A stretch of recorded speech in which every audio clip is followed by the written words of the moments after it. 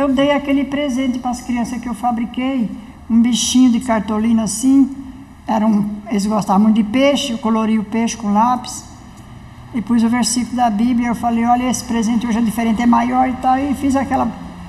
Quando acabou a reunião, que os meninos saíram lá para fora, eu encontrei o menino encostado chorando, menino dos 10 anos, chorando de verdade. Aí eu falei, Mairão, o que foi, meu filho? O que aconteceu? Bateram em você?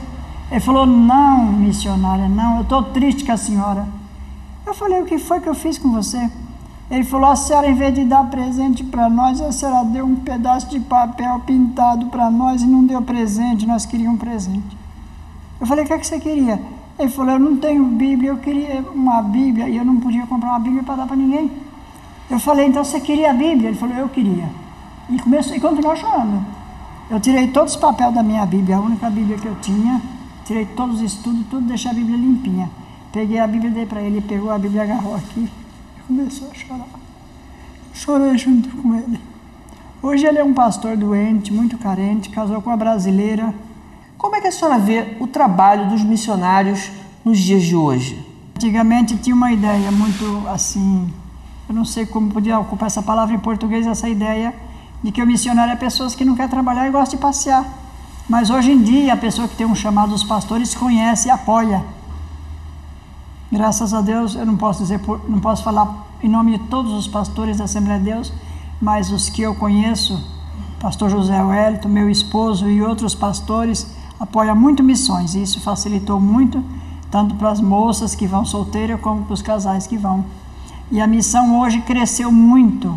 Depois de 25 anos no campo missionário, a senhora retornou a São Paulo, casou-se com o pastor Antônio Munhoz, que é o presidente da Assembleia de Deus em Americana, e foi acometida de uma enfermidade muito grave. Como é que a senhora administrou essa situação? Eu me casei com 3 anos, eu me casei no ano 97, e em 2000 eu estava enferma. Eu estava cancerosa no último grau, no mês de maio de 2000. E eu fui ao médico, mas eu não sabia que eu estava cancerosa. Eu cheguei dos Estados Unidos, eu fui com meu esposo, fomos pregar lá e visitar os nossos missionários. E quando chegamos lá, eu senti que eu tinha um pequeno grão aqui, tipo um grão de feijão, pequenininho mesmo. Aí eu passei a mão e falei para meu esposo, eu tenho aqui parecendo um grão de feijão, uma coisa. Ele falou, está doendo? Eu falei, não. Ele falou, então não é nada. Eu falei, pois, por que não dói? Aqui é perigoso. Ele falou, você quer ir no médico? Vamos amanhã. Marcamos, fomos ao médico. Conclusão que é muito duro e amargo isso aí. O médico fez as biópsias e tudo, disse, infelizmente, pastor Munhoz, a sua esposa está com câncer, pior que tem, o linfomoso, tem 21 tipos de câncer e o dela é o pior. Ela tem mais ou menos 3, 4, 5 meses de vida, se muito tiver. Quando eu ouvi ele dizer isso, meu esposo ficou assim um pouco pasmado. E eu ouvindo isso, porque os médicos hoje falam, né, na frente da pessoa. Eu falei para ele, olha doutor, eu esqueci agora no momento o nome dele. Eu falei, o senhor, eu vou falar uma coisa para o senhor. Talvez o senhor nunca haja ouvido de alguém. Eu sei que o senhor é médico, eu respeito a medicina, tenho que me submeter ao tratamento de que o senhor está falando que eu tenho que fazer, mas eu confio no médico dos médicos, o Senhor Jesus Cristo. Ele vai me dar saúde e eu vou voltar para o senhor me ver viva. Com muita saúde. Isso já fazem 10 anos e eu estou aqui para a glória e nome de Jesus. Glória a Deus por essa experiência. Encarei com fé e nunca disse vou morrer. Quando as pessoas perguntavam, algumas pessoas vinham com condolências, eu pregava o evangelho para eles e para muitos o Senhor falava, irmão, não vou morrer. Jesus não vai deixar eu morrer. Eu conheço Deus a quem eu sirvo. Eu ainda vou pregar o evangelho ainda. Nesses 10 anos já comprei vários terrenos para construir vários templos e já ajudei a muitos missionários na missão. Então, depois de toda essa enfermidade, eu confio em Jesus, que eu já trabalhei para Jesus, alguma coisa eu já fiz.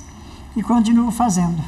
Bem, estamos chegando realmente ao final e eu gostaria que a senhora deixasse aqui um conselho àquele jovem, aquela jovem que desejam servir ao Senhor Jesus como missionários.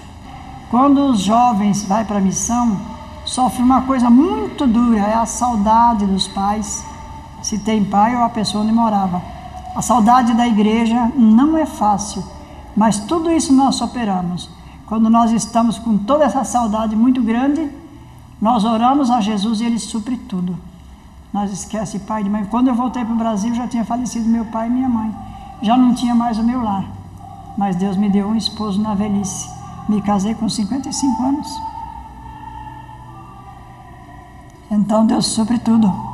E Deus não deve nada a ninguém. Quem quer trabalhar para Jesus, trabalhe com amor, que Deus não deve nada para ninguém. Você já pensou sobre qual é a sua vocação na obra do Senhor? O louvor, a palavra, a liderança? Pode ser. Mas, independente de qual seja, tenha certeza que todos têm um chamado especial. Ser instrumento de Deus na evangelização do mundo. A palavra de Deus é clara quanto a essa responsabilidade. Bem, agora eu vou te fazer uma outra pergunta. Você já falou de Jesus para alguém? Pode ser o seu vizinho, um amigo, um parente. Eles sabem sobre o Deus a quem você serve?